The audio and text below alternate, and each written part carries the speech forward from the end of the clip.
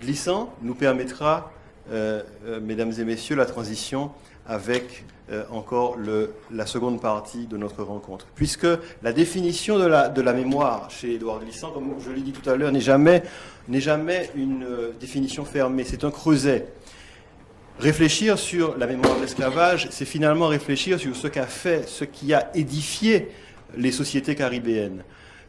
Christine Chivalon a consacré toute une partie de son œuvre d'anthropologue justement à cette fondation première des sociétés caribéennes sur ce primat de la mémoire. Il se trouve que les sociétés caribéennes sont aujourd'hui étudiées également en France selon certains programmes divers et assez épars, mais il y a un apax, comme je vous l'ai dit tout à l'heure, un cas peut-être unique dans l'enseignement supérieur en France tel qu'il se déroule aujourd'hui, c'est celui de la filière France-Caraïbes, dont je vous ai un peu parlé tout à l'heure en introduisant nos invités d'honneur. Et nous sommes liés à cette... désormais, l'Institut du Tout-Monde est très fier d'être lié à cette filière, puisque nous avons donc développé un partenariat avec tout d'abord l'équipe de recherche de Christine Chivalon, Monde Caraïbes et Transatlantique en Mouvement, et dans le sillage, puisqu'elle est chargée de cours également à Sciences Po Bordeaux, et elle assure le cours de première année de cette filière, avec une approche donc de l'anthropologie et de l'histoire des sociétés caribéennes. Nous avons donc lié un partenariat avec Sciences Po Bordeaux. Je m'empresse, chers amis, de vous faire part d'un certain nombre de remerciements auxquels nous tenons tout particulièrement, et ce ne sont pas là des propos de complaisance, parce que c'est uniquement grâce à cela que nous avons pu développer le partenariat dont je vais un peu vous parler. Tout d'abord, Anne Gaudin, Madame Anne Gaudin, directrice de Sciences Po Bordeaux, qui a accueilli très favorablement donc ce projet de partenariat entre l'Institut du Tout-Monde et son pôle numérique, avec donc le MOOC que nous avons développé et que auquel nous allons encore donner quelques extensions, connaître l'esclavage. Je tiens à remercier les différents représentants, bien sûr, de FIFCA et avant tout donc Christine Chivalon, qui est donc l'une des fondatrices de la filière. Et pour avoir donc toujours soutenu cette filière, je tiens à remercier également Monsieur Olivier Giron, qui est attaché au secrétariat général du ministère de l'Éducation nationale et de l'Enseignement supérieur et de la Recherche. Pour la venue des étudiants, je tiens à remercier les étudiants qui sont donc ici, qui nous font l'honneur de leur présence. Je tiens à remercier donc bien sûr Sciences Po Bordeaux, qui est représentée ici par Madame Florence Gaillet, qui est la responsable pédagogique donc de cette filière. Je tiens à remercier également l'ANR Alter, Histoire orale alternative dans la Caraïbe, 19e et 21e siècle, du 19e au 21e siècle. Ce sont là des acteurs. Nous avons là une énumération, mais nous avons à cœur de les mettre en avant aujourd'hui, parce que il nous semble que ce partenariat qui a pris et qui a sa dynamique propre depuis quelques mois, depuis un an, depuis plus d'un an de cela, est pour nous quelque chose d'assez exemplaire. Là, encore une fois, c'est toujours le souvenir d'Édouard Glissant et de ce qu'il a accompli au cours de son existence, c'est-à-dire qu'Édouard Glissant a été non seulement l'intellectuel et l'écrivain que vous connaissez, mais il a été également le fondateur d'un certain nombre d'institutions, à commencer par l'IME, l'Institut martiniquais d'études, à la fin des années 60 en Martinique. C'était quelqu'un pour qui la transmission était véritablement chevillée au corps. Il a eu une carrière d'universitaire absolument brillante qu'il a menée par la suite aux États-Unis, à NYU et puis à Bâton Rouge. Et il aurait été, je crois, assez fier de ce que nous avons pu développer avec la filière France-Caraïbes. Ce partenariat, il a consisté, pour vous faire un petit peu l'historique de la chose, donc en 2015, dans ce MOOC, Connaître l'esclavage, avec donc tout d'abord, comme je vous l'ai dit, un adossement à l'équipe de recherche de Christine Chivalon, et puis ensuite donc ce cours de première année, et c'est là que nous rejoignons la question mémorielle, puisque Christine Chivalon construit son cours de première année avant tout sur le primat de cette mémoire de l'esclavage, qui est donc enseigné à qui ? Eh bien, à des étudiants de différentes cultures déjà, puisque ce programme a ceci d'original qu'il associe à la fois des étudiants jamaïcains de l'université West Indies, des étudiants martiniquais de l'université des Antilles ex-UAG, et puis des étudiants donc de Sciences Po Bordeaux. Et ces étudiants sont appelés en somme à une sorte de migration, de nomadisme, puisqu'ils passent une année à Bordeaux, une année en Jamaïque et une année sur le campus de Schellcher en Martinique. Nous allons évidemment venir dans les détails à propos de cela avec Madame Florence Gaillet dans un moment et Christine Chivalon. Mais ce que je tiens à souligner particulièrement, c'est en dehors même de ce partenariat que nous avons eu avec l'équipe de recherche de Christine Chivalon, Monde Caraïbes et Transatlantique en mouvement. Je fais une petite insert pour vous dire que demain nous allons mener justement nous serons associés, la cellule Tout le monde est associée à une vaste journée d'études consacrée à Stuart Hall, donc menée par l'équipe de recherche de Madame Chivalon. Et donc, ce que je voulais dire particulièrement, c'est que la présence de ces étudiants, pourquoi ça aurait fait particulièrement plaisir à Édouard Glissant et pourquoi ça nous fait chaud au cœur? Parce que ces étudiants que vous voyez à ma droite, pardonnez-moi la quantité de néologismes que j'essaie de vous imposer depuis tout à l'heure. J'ai parlé de dialectique, de la minoration, de grammaire mémorielle. Mais enfin, ce n'est pas pour le plaisir de faire des mots, c'est parce j'essaye de dire par là des réalités prégnantes. Il me semble que ces étudiants sont enrhizomés désormais dans leur identité, puisque, en somme, ces étudiants, avec ce nomadisme qu'ils pratiquent, avec ce nomadisme auquel les invite Sciences Po Bordeaux, qui, soit dit en passant, a d'autres programmes internationaux, donc qui fait bouger les étudiants mieux qu'Erasmus, eh bien, véritablement invite à ce brassage. Qu'est-ce qui se passe comme résultat à ce brassage? C'est ce que je vais vous donner à voir dans un court instant, après avoir passé la parole à Madame Florence Gaillet et à Christine Chivalon, à Madame Chivalon, à savoir la discussion qui éclot parfois entre ces étudiants et qui est quelque chose simplement d'exemplaire. Non pas simplement parce qu'ils sont très respectueux entre eux, comme vous le verrez dans un moment, et comme vous les entendrez certainement dialoguer avec nos grands témoins, mais parce que, eh bien justement, ils bénéficient de cette préfiguration de ce que seront les humanités, pour reprendre un vocable glissantien, c'est-à-dire le brassage, c'est-à-dire l'identité rhizomique, l'identité rhizome, et non plus l'identité racine. Je crois que leur parcours en a été modifié. Avant toute chose, pour pouvoir honorer ce qu'a été notre partenariat et dire toute notre gratitude à Sciences Po Bordeaux, je tiens à passer la parole, donc avant toute chose, à l'encadrement pédagogique de la filière France-Caraïbes, à Christine Chivalon et à Florence Gaillet, qui vont vous en dire plus que les très maladroites descriptions que j'ai essayé de faire jusqu'à présent de la filière. Alors, la parole est à vous pour un petit topo qui va précéder la prise de parole de nos invités d'honneur, qui sont les jeunes qui sont à vos côtés. Voilà.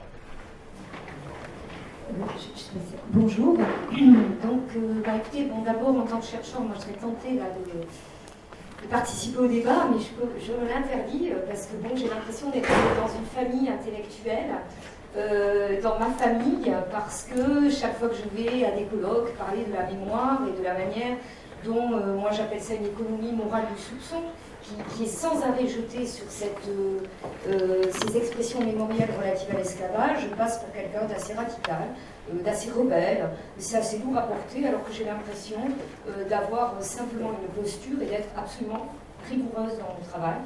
Et donc je suis heureuse de trouver des membres de ma famille intellectuelle. J'enseigne Louis Salamolès en première année auprès des étudiants. Sur les débats aussi. Donc je vais venir tout de suite à la FIFCA. La FIFCA, ça s'appelait avant PFC, Programme France-Caraïbes. C'est né en 2004. C'est né d'un besoin d'un constat que l'activité de chercheur était un long monologue entre nous, des colloques, et envie de faire un peu de la recherche participative, pourrait-on dire, ou de la recherche plus concrète.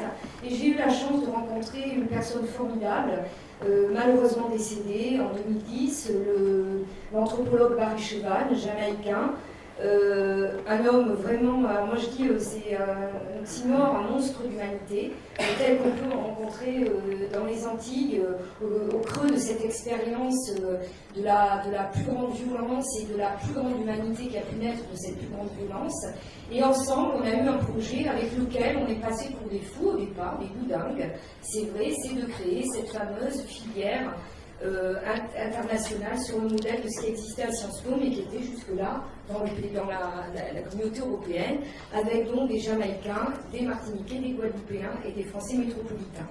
Tout de suite, on a été rejoint par Justin Daniel de l'Université des Antilles Guyanes, Et ensuite, on a eu le grand soutien de notre ami Olivier Géron, qui est là et que je salue, le soutien de Sciences Po, j'aurais une liste très longue de gens à remercier, l'UWI, l'Université des West Indies à la Jamaïque, qui a adhéré à ce projet, et j'entends encore ma collègue Jessica Byron dire de mon ami Barry Cheval, il a toujours des projets complètement utopiques, et encore une fois, on croyait qu'il nous présentait un projet fou, et ce projet, il a maintenant, il rentre dans sa 10e année, ce qui est quand même extraordinaire.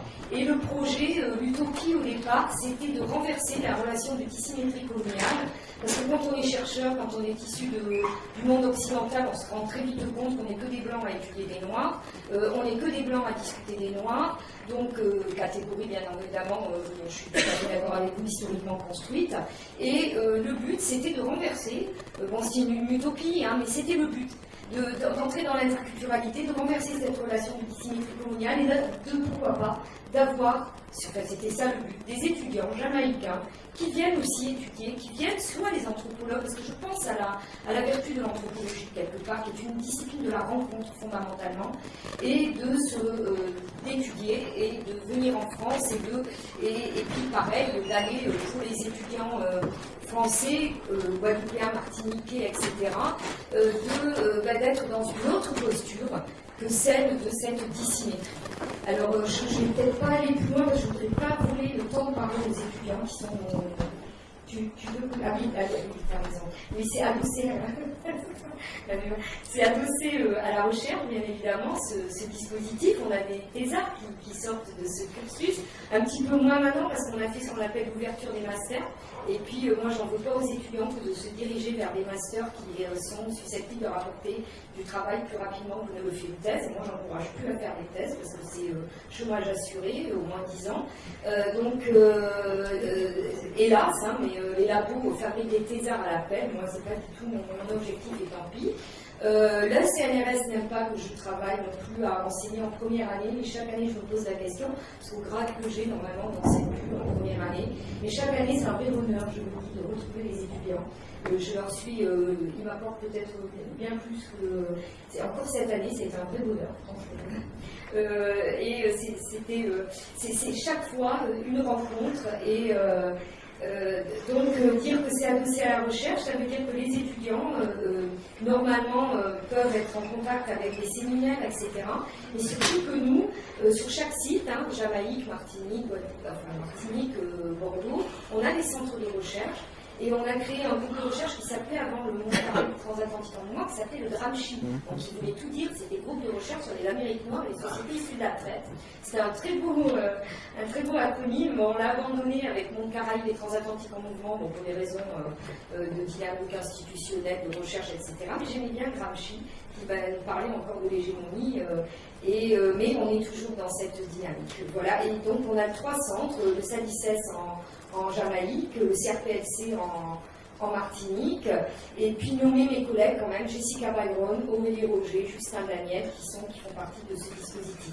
Et je vais passer la parole à France juste pour vous dire les résultats du dispositif. Oui, alors justement, avant d'entendre Mme Florence Gaillet, je voulais juste vous interroger, Christine Chivallon, à propos justement de l'ancrage pédagogique, puisque aujourd'hui nous célébrons d'une certaine façon le propos mémoriel, l'ancrage pédagogique dont bénéficient ces étudiants à propos de la conscience qu'ils n'ont parfois pas, puisque parfois il y a des étudiants français de France, on va dire, comme on dit en Martinique, des Français, des Blancs France, comme on dit en Guadeloupe, de cet ancrage de la conscience du poids de la mémoire de l'esclavage.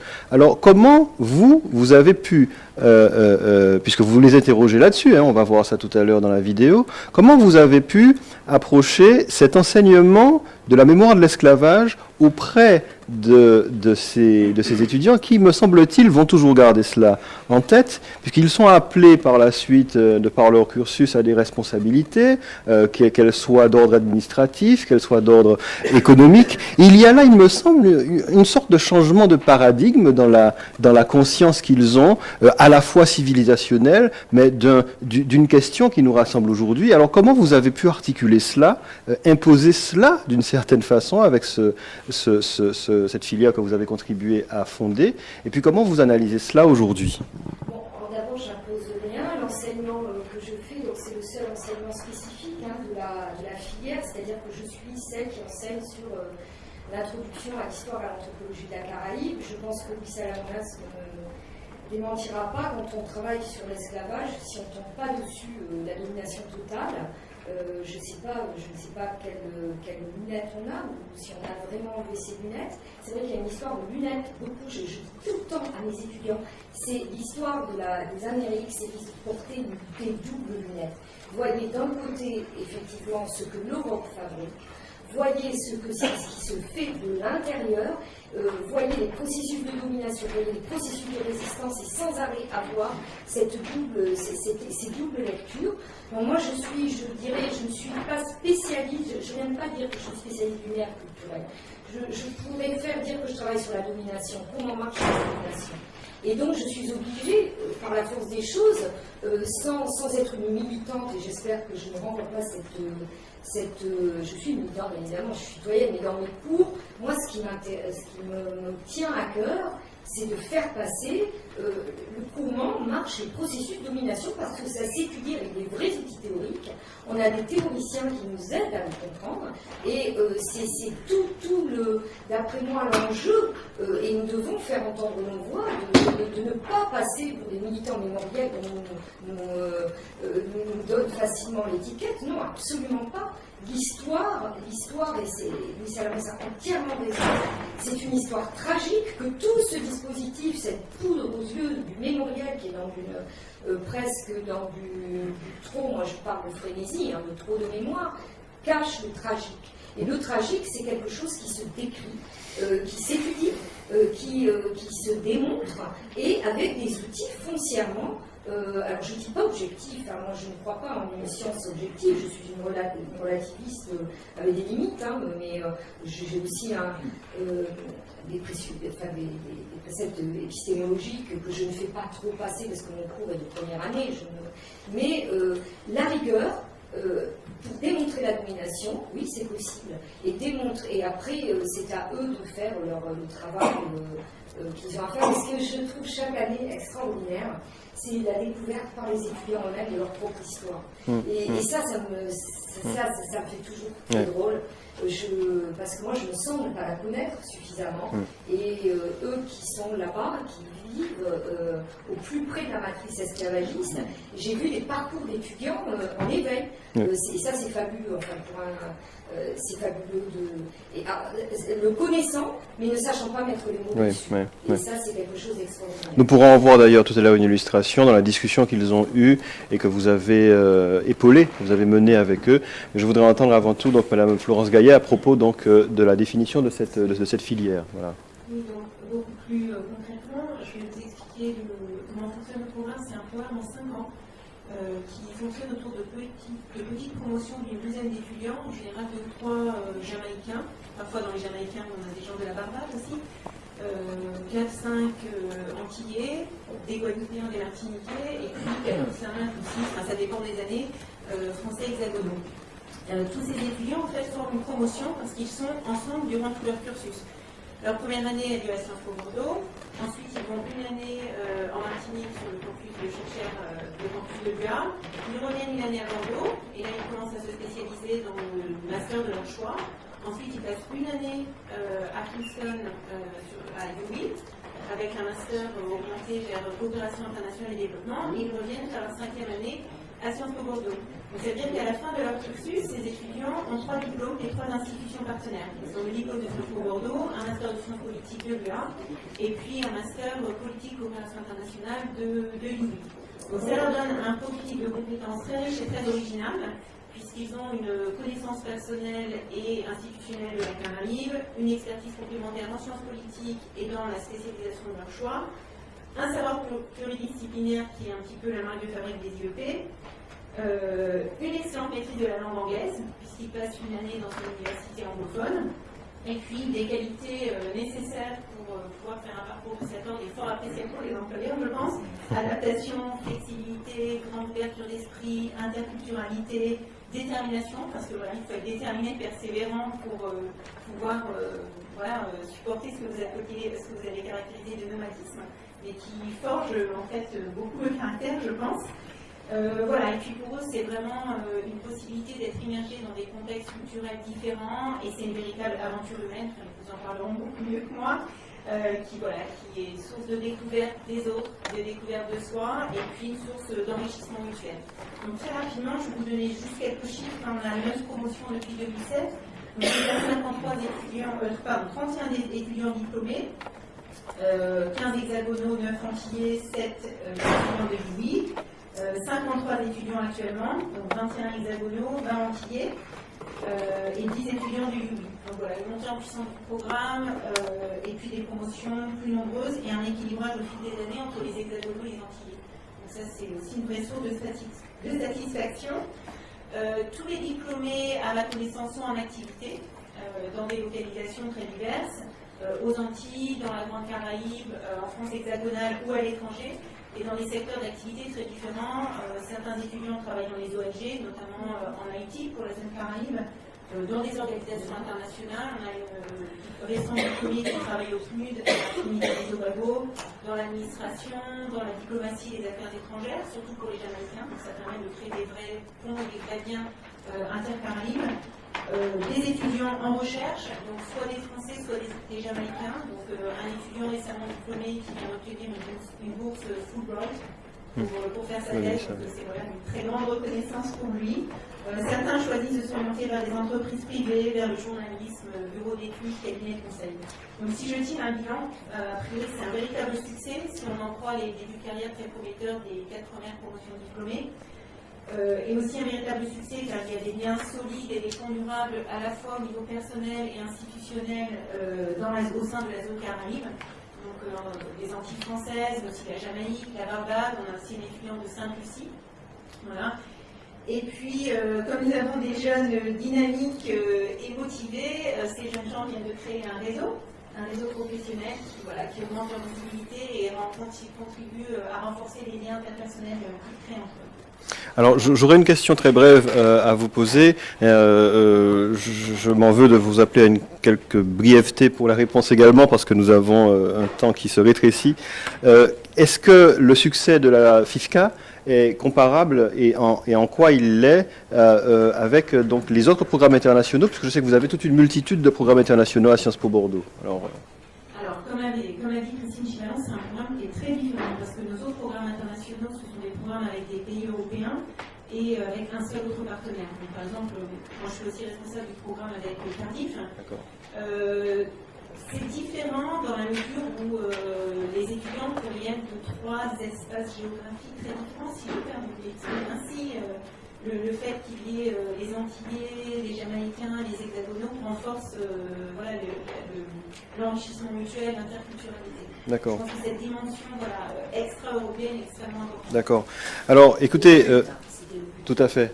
Comme nous en sommes aux chiffres, je tiens à dire ici, donc même si nous sommes pressés par le temps, que le partenariat que nous avons développé a justement rencontré un succès qui nous a un peu dépassé au départ, parce que même les normes techniques de mise en ligne devaient être modifiées par la fréquentation du MOOC et particulièrement de la partie de l'espace MCTM qui était consacrée au cours de première année que vous assurez. Et donc les chiffres, ils sont ceux-là. Depuis environ 3 mois, les connexions quotidiennes à ce MOOC en sont à entre 3000 et 3500 par jour. Voilà. Je ne crois pas. Alors il se trouve que cela pose d'ailleurs des problèmes pour la gestion des inscriptions, mais c'est dire simplement que cette filière offre un enseignement qui correspond à des attentes qui sont des attentes globales aujourd'hui.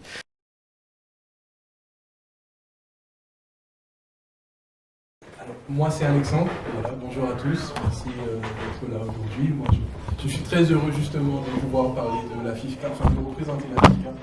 Et je suis de Guadeloupe. Voilà. Bonjour, je suis jamaïcaine et je m'appelle Stéphanie. Moi également, je suis très heureuse d'être ici, de pouvoir représenter pas seulement la Jamaïque, mais aussi la FIFCA et le Sciences Po Bordeaux. Et voilà, je continue à parler plus tard d'un lieu de ce qu'on a vu avant sur l'histoire ainsi que le colonialisme et tout ce qui est l'identité, tout ce qu'on a parlé dans cette vidéo. Et donc je passe la parole à Alexandra. Bonjour à tous, Alexandra, pareil, en 4e année en FIFCA. Je suis ravie d'être ici parce que le débat est passionnant, c'est très intéressant. Voilà, ça rentre exactement dans ce qu'on étudie en ce moment et on reviendra dessus, j'imagine. Bonjour tout le monde, je m'appelle Rodiane et je suis très contente d'être ici en tant qu'ancien élève, bien ambassadrice du programme France Caraïbes. Et ça fera plaisir de pouvoir discuter avec vous. Alors, est-ce que vous avez des questions ou alors est-ce que nos grands témoins, justement, en ont inversement? Moi, j'avais une question, justement, aux grands témoins qui sont présents. Alors, moi, j'aimerais savoir, en fait, vous parliez de système, quelque chose qui est institutionnalisé pour un peu mettre de côté ce qu'est réellement, l'impact qu'a eu toute cette histoire. Mais du coup, est-ce que c'est pas, comment dire, non pas acceptable, mais compréhensible au vu du besoin du roman national français, puisqu'il existe, et je crois qu'on le voit ne serait-ce que par les programmes d'histoire, puisque on entend, moi je suis de Guadeloupe, j'ai vécu toute ma vie en Guadeloupe, c'est assez tardivement que je suis arrivé en France, on a quand même des programmes qui sont, même s'ils mentionnent bel et bien l'esclavage en tant que tel, on a quand même des programmes qui sont nationaux, donc qui sont faits par le ministère de l'Éducation nationale, et qui ont donc cet impact du roman national, qui sont imprégnés de ce roman national. Alors, est-ce que on peut concevoir une sorte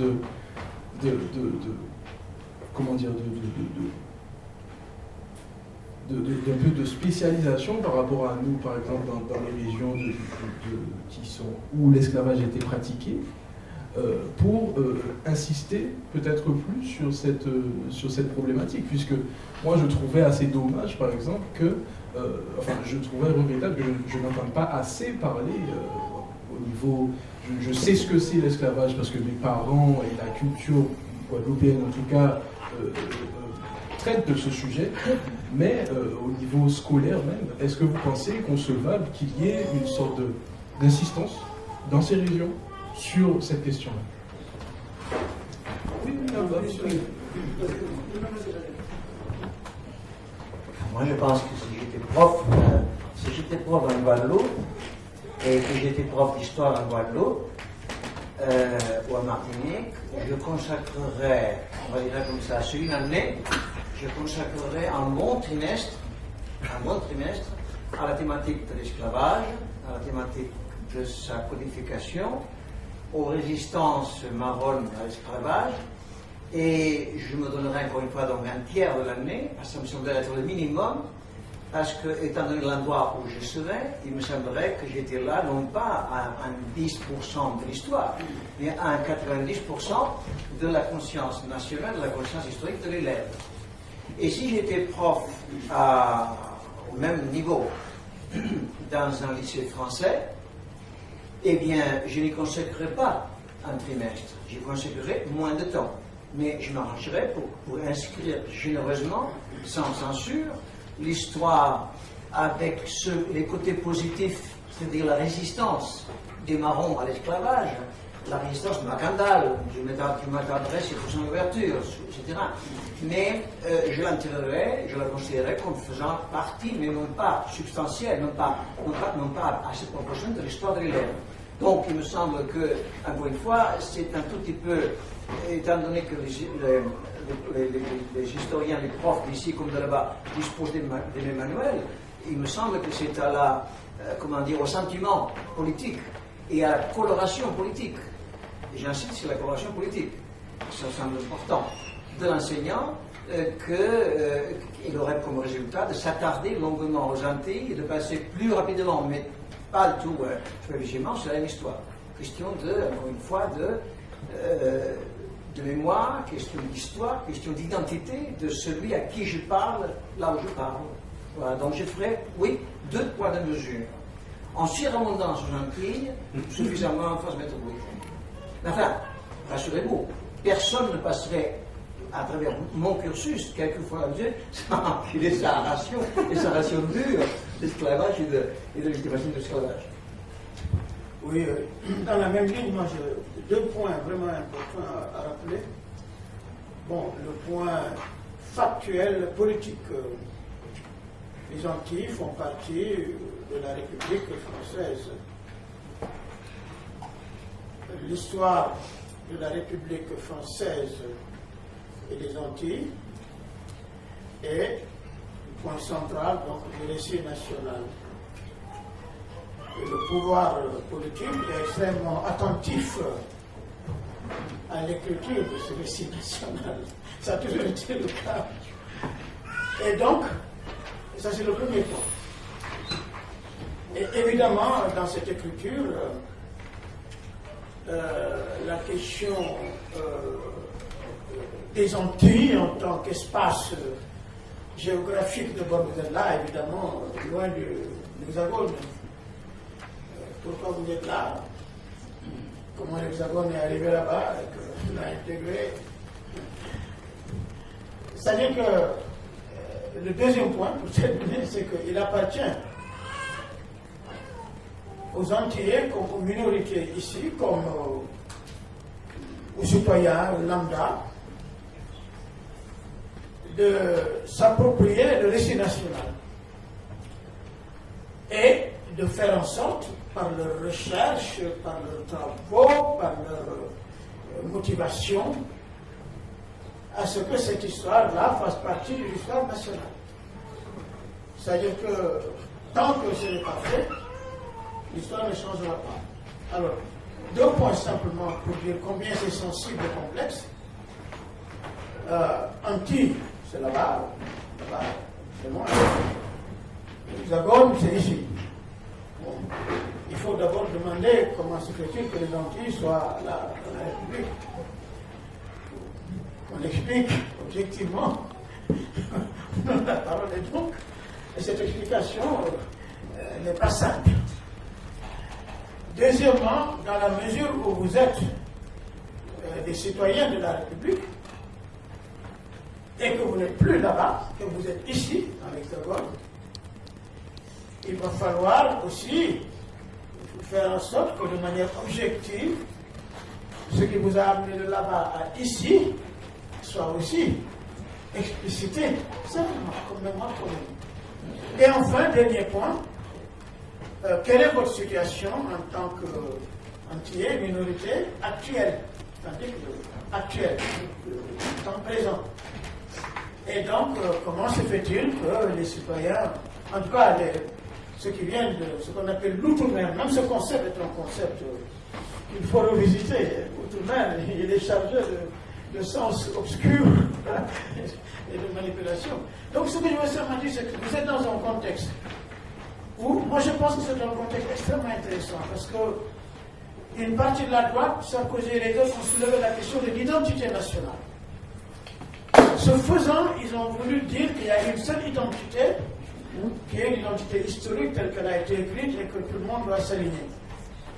Et la conception de l'intégration française, c'est l'intégration-assimilation. C'est-à-dire que ce qu'on demande à l'étranger, à l'autre, c'est de se déshabiller à la frontière, de se déshabiller de sa couleur de peau, de son histoire, de sa religion, et de revêtir le manteau républicain. Et littéralement, c'est une tentative de zombiisation. On veut zombiiser ceux qui ne sont pas, disons, de l'Hexagone. Mais nous sommes dans un contexte, effectivement, les minorités disent nous venons de quelque part. Et donc, nous voulons que ce qui nous a amenés ici soit aussi écrit. Et qu'on fasse, on écrit une histoire plurielle. Nous sommes dans ce contexte-là. Et donc, tant que les Antilles n'ont pas pris la parole, d'une manière objective, il s'agit d'une manière objective. Mais je pense qu'en ouvrant le débat sur l'identité nationale, une certaine partie de la droite a ouvert la boîte de Pandore, et dans laquelle il va falloir que vous vous engouffriez pour dire dans cette identité nationale, nous voulons aussi dire que c'est une identité plurielle, c'est une construction, que nous en faisons partie, et voilà notre vision donc, de cette histoire. Et c'est dans ce contexte-là que vous êtes en train. Les choses bougent. Et donc là, il faut prendre la parole. Alors, un élément, un complément de réponse à l'adresse de l'étudiant qui a parlé à l'instant, c'est qu'effectivement, le roman national peut tout à fait faire fi de la trace de ce que vous apprenez en première année. Comment parler en litote? Comment parler sans nommer, comme j'ai essayé de le faire tout à l'heure? Un historien dont nous n'avons pas nommé le nom parle des lieux de mémoire. Ça, c'est le roman national.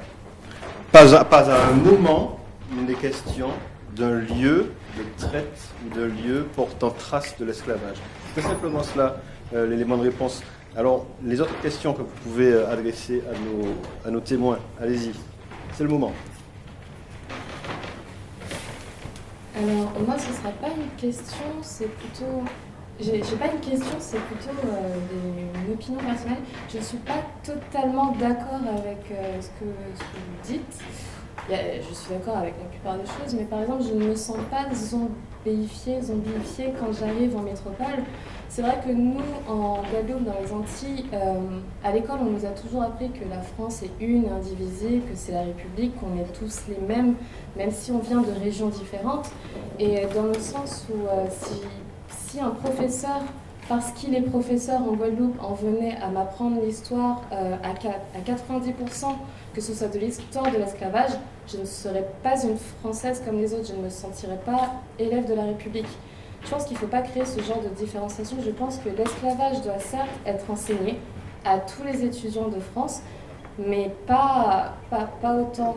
Parce qu'il faudrait pas... Je pense que cette différenciation entre régions n'est pas forcément bonne dans le sens où, par exemple, nous, à Sciences Po, pour rentrer dans cette école, on a passé un concours. On passe un concours à l'entrée. Et si on avait appris que l'histoire de l'esclavage, on n'aurait pas eu les mêmes compétences, les mêmes savoirs que les autres, et on n'aurait pas pu s'intégrer aussi facilement.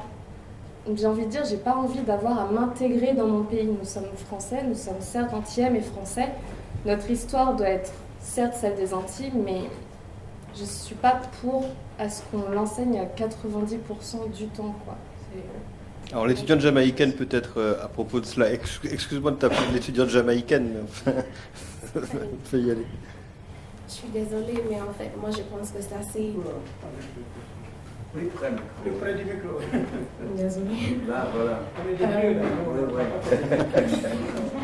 Oui, en fait, Alexandre, je suis désolée, mais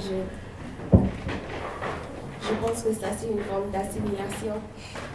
Et à mon avis, l'identité française, c'est-à-dire française métropole, n'est pas tout à fait compatible avec l'identité antillaise. Il y a une sorte de fusion, une sorte de mélange qui s'est passé lors de l'esclavage et même maintenant qui se passe en Martinique et Guadeloupe actuellement. Mais finalement, je pense que les personnes qui sont aux Antilles sont dans un milieu qui sont entre les deux identités ou qui essaient soit de nier l'identité française et de plus apprécier l'identité antillaise, mais qu'ils sont on va dire deux cadres qui ont des différences qui sont trop fortes, des différences qui sont trop... voilà, des différences qu'on ne peut pas du tout mettre ensemble. Par exemple, moi, en Jamaïque, si j'avais fait des cours d'histoire européenne ou même des cours d'histoire histoire du monde, moi, je me sentais que je n'étais pas vraiment dans mon métier, je me sentais un peu à l'aise, mal à l'aise. L'histoire que je voulais apprendre en tant que Jamaïcaine, c'est plutôt l'histoire de moi. Vous, en tant qu'Antillais, je ne sais pas si vous avez l'impression d'être vraiment français, que votre histoire aussi, l'histoire du monde, l'histoire des grandes guerres mondiales. Mais moi, même si à une époque à l'autre, il y avait des Jamaïcains justement qui participaient dans la guerre mondiale, je ne voulais pas savoir qu'il y a des Angleterres qui sont allés à l'Allemagne, qui sont participés à la guerre, si on ne me disait pas aussi qu'il y a des Jamaïcains qui sont allés aussi pour faire partie de cette guerre. C'est-à-dire que moi, je ne me sens pas vraiment attachée à l'histoire européenne. Et je ne sais pas, en tant que Française, vous, aux Antilles, enfin, toi, ce que tu viens de dire, en fait, que l'histoire, tu sentirais plutôt détaché que tu seras pas vraiment française. Mais en fait, c'est ça, c'est que tu essayes de... C'est une sorte de brainwashing, désolée, mais... Voilà, en fait, je suis désolée, je ne suis pas d'accord avec cette idée d'assimilation d'un continent qui est 8 heures d'avion de la Caraïbe, avec 2 histoires différentes, avec 2 identités différentes. C'est pas du tout possible d'essayer d'enseigner les mêmes cursus à 2 identités, 2 personnages différentes. C'est pas, je pense pas qu'il faut avoir ce mélange. Oui, nous avons parlé tout le temps des récits historiques, des récits de ce que propose la mémoire pour le récit historique, pour le récit national, et de ce que propose l'histoire pour le récit. Je me suis fait mal comprendre si on l'a compris que, prof aux Antilles, je ne parlais que de l'esclavage. Il ne s'agit pas de tout cela. Il s'agirait de s'attarder beaucoup plus quand on est aux Antilles sur l'histoire des Antilles, sur le passé, l'avenir et le présent et la période coloniale, la période esclavagiste aux Antilles, que l'on s'y attarderait dans un lycée de, je sais pas, de la Malais parisienne. Il ne s'agit pas du tout de jouer là-dessus, ni le fait d'une espèce d'égalitarisme conceptuel qui a peu de connaissance dans la réalité. Il s'agit tout simplement, je dirais, du respect que l'on doit au sujet de la mémoire. Faisons une comparaison vite fait, et puis après, je me tairai. Si je suis prof en Alsace, en France, ou si je suis prof au Roussillon, je ne raconterai pas du tout de la même façon le récit national que je donnerai aux jeunes Alsaciens et le récit national que je donnerai aux jeunes Catalans ne seront pas du tout identiques. Je profiterai en Alsace pour insister sur la spécificité de l'Alsace, sur les caractères, si vous voulez, nationaux de l'Alsace, et je m'attarderai sur ce point alors que je ne ferai que le nommer si je suis prof à Paris. Si je suis prof au Roussillon, je m'attarderai sur le traité des Pyrénées, je m'attarderai sur la filiation du Roussillon avec la Catalogne et l'Aragon, beaucoup plus que je n'en parlerai en Bretagne. Et si je suis aux Antilles, j'essaierai de tenir compte de la spécificité géographique, culturelle, historique des Antilles, et j'essaierai de donner à l'étudiant, au lycéen antillais, une armure conceptuelle suffisante pour se voir antillais en relation avec l'identité française. Voilà. Le problème, c'est que la marche arrière dont nous parlons a été bien manchée, que l'idée est celle de la banalisation, que l'idée est celle de passer de l'égalité à un égalitarisme, pardonnez l'expression, sans couleur, et que nous sommes en train d'essayer de faire naviguer les étudiants dans une espèce de grand magma où tout ce qui est en majuscule, où nous avons affaire à une essentialité de la France, essentialité de l'histoire, et que l'on gomme au maximum, sous prétexte d'égalitarisme, que l'on gomme la façon, tout ce qui permet à chacun de s'intégrer, de s'enraciner de la façon la plus convaincante, la plus saine qui soit, à son propre héros. Oui, alors cela me fait penser particulièrement, pour vous qui êtes des étudiants et qui fréquentez ces universités, qui sont les universités antillaises, à la fois des Antilles françaises et Antilles anglaises, de cette question de la localisation de l'enseignement de l'histoire. Parce que nous parlons toujours ici sous la houlette et l'ombre tutélaire finalement d'Édouard Glissant. Il ne faut jamais oublier qu'à l'IME, Glissant avait voulu relocaliser l'enseignement de l'histoire pour les jeunes Antillais, pour les jeunes Martiniquais. Il y avait là une nécessité qui, finalement, allait à l'encontre de ce qui était dit à l'époque et qui vous ferait bondir, vous, aujourd'hui, c'est-à-dire un récit délirant, justement, du roman national. Nos ancêtres, les Gaulois, chers amis, c'était cela. C'était cela. Qui vivaient dans des huttes et qui avaient donc des nattes blondes. C'était cela. Donc, en fait, cette relocalisation de l'histoire dont vous bénéficiez aussi, puisque vous avez reçu en première année un enseignement exemplaire qui, par exemple, pour vous, pour les Jamaïcains, met en dialogue 2 occurrences de moments historiques, un moment que vous connaissez bien en tant que Jamaïcain et un moment que beaucoup d'Antillais ignorent, à savoir pour les Antillais, pour les Martiniquais, c'est la révolte, c'est le moment insurrectionnel de 1870 du sud de la Martinique, et puis la révolte de Morandé. Et c'est là que Christine Chivalon insiste sur justement ce dialogue des îles entre elles, îles qui, comme vous le savez, dialoguent si peu. jusqu'à aujourd'hui. Faire dialoguer les peuples, c'est déjà faire dialoguer leurs histoires. Hein, vous êtes d'accord avec moi. Mais est-ce que sur ce point, vous avez, dans la suite de votre cursus, puisque vous n'avez pas seulement, évidemment, loin de là, des cours d'anthropologie, également des cours d'économie, j'imagine, de management, peut-être, que sais-je, est-ce que vous avez ressenti à la fois ces différences? Et comme vous l'aviez noté dans votre intervention, qui sera mise en ligne sur le site, les nécessités de conjonction, puisque je crois que c'est vous ou bien une autre étudiante jamaïcaine qui militait justement pour cette coopération caribéenne accrue. J'aurais bien aimé vous entendre là-dessus.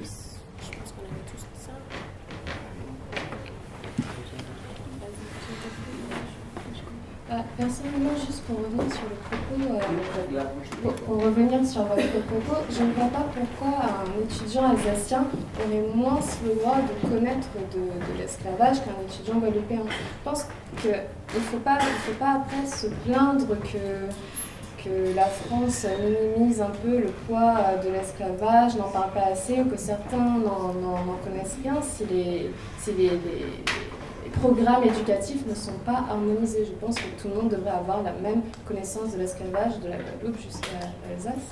Ça, c'est pour le propos. Et pour revenir sur ce que disait Stéphanie, je pense que ce que tu comprends pas, c'est que nous, dans les Antilles françaises, en Guadeloupe et en Martinique, on a cette identité qui est plurielle. On n'est pas juste des descendants d'Africains. On est vraiment un mélange. On a eu des apports européens, on a eu des apports syro-libanais, des apports asiatiques.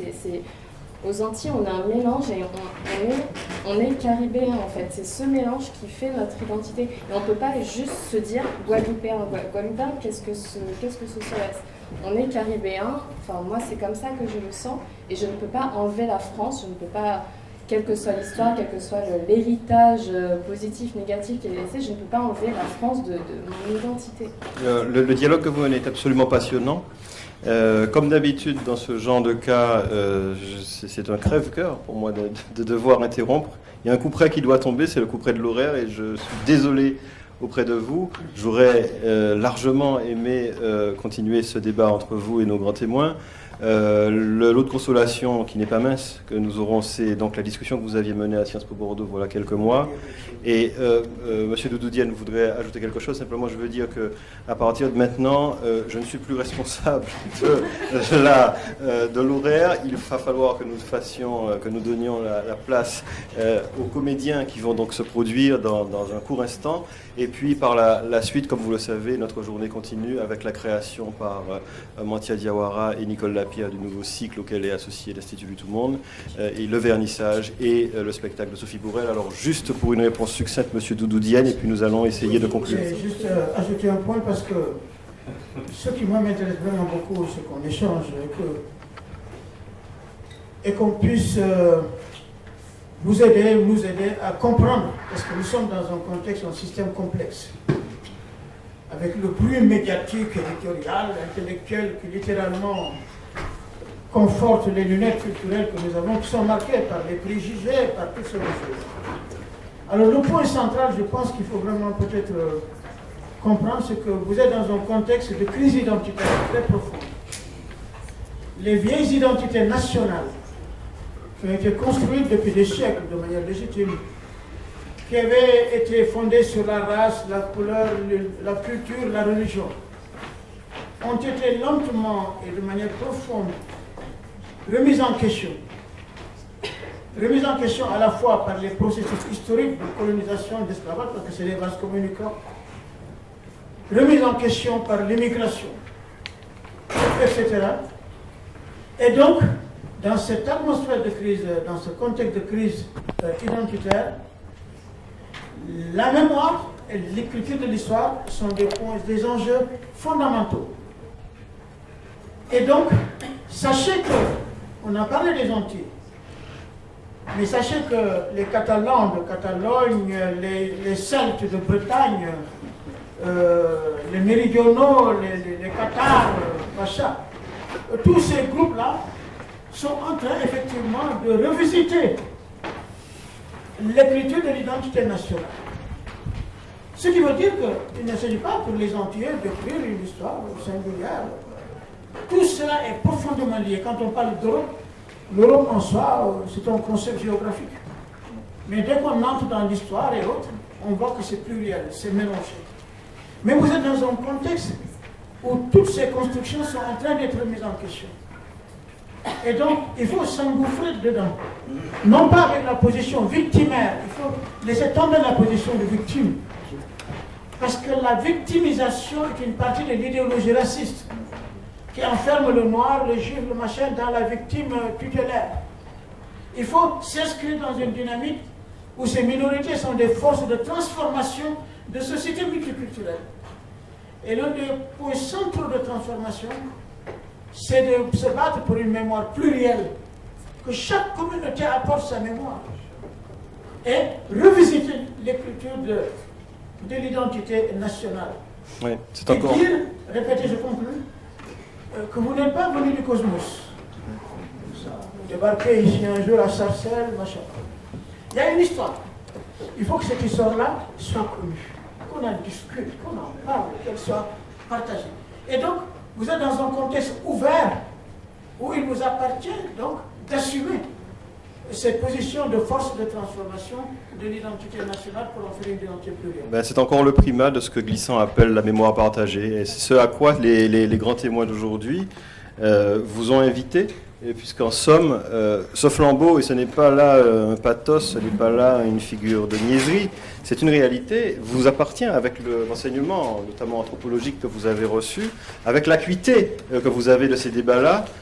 Je pense que le flambeau est transmis. Vous savez que c'est un flambeau de vigilance, nous y avons insisté, vous savez bien que les ombres sont contemporaines des lumières, en tout cas de celles des avancées de l'historiographie. Elles ne cessent de se manifester, ces ombres-là. Elles sont particulièrement agressives. Et il vous incombe, Français, Caribéens, Jamaïcains, Martiniquais, Guadeloupéens, d'être conscient de tout cela. Vous êtes contemporain de ces mouvements contradictoires. Je vous remercie infiniment pour votre patience et pour avoir participé à la seconde partie de notre débat. Nous ne serons jamais assez reconnaissants envers messieurs Salamolès et Doudou Diène, ce que vous nous avez offert aujourd'hui, ce qui n'a pas de prix, c'est-à-dire le rappel de la vigilance. Je vous remercie infiniment pour votre patience et je vous demande, s'il vous plaît, de bien vouloir laisser la place aux comédiens pour qu'ils puissent faire leur petite installation. Et je vous recommande donc la création, qui est une création véritablement, de la représentation scénique de Gabriel Tamalé,